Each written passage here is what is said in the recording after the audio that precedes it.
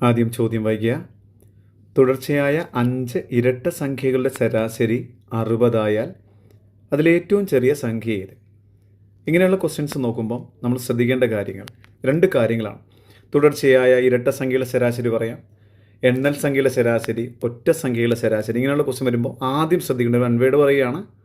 ഇവിടെ ഇരട്ട സംഖ്യ എന്നാണ് പറഞ്ഞിരിക്കുന്നത്. അപ്പോൾ നമുക്ക് വേണ്ടത് ഇരട്ട സംഖ്യയാണ്, ഈവൻ നമ്പറാണ് വേണ്ടത്. ഈ തന്നിരിക്കുന്ന ശരാശരിയിലേക്ക് നോക്കിയാൽ അതും എന്ത് തന്നെയാണ്? ഒരു ഇരട്ട സംഖ്യയാണ്. അപ്പോൾ അങ്ങനെ പറയും, വേണ്ടത് ഇരട്ട സംഖ്യ നമുക്ക് ശരാശരിയായിട്ട് ഇരട്ട സംഖ്യ തരും. വേണ്ടത് ഒറ്റ സംഖ്യയാണെങ്കിൽ ശരാശരിയായിട്ട് ഒറ്റ സംഖ്യ തരും.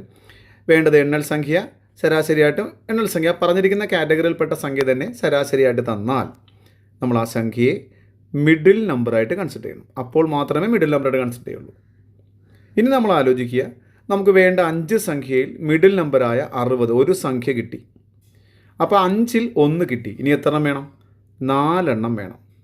അപ്പോൾ ഈ 60നെ മിഡിലാക്കണമെങ്കിൽ 4ൻ്റെ നേർപകുതിയായ 2 സംഖ്യ വലതുവശത്തും 2 സംഖ്യ ഇടതുവശത്തും കാണിക്കണം. ഉണ്ടോ?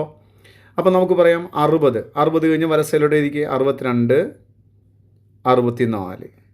60 ഇടസ്ഥലത്തോട്ട് എഴുതിക്കുക 58, 56.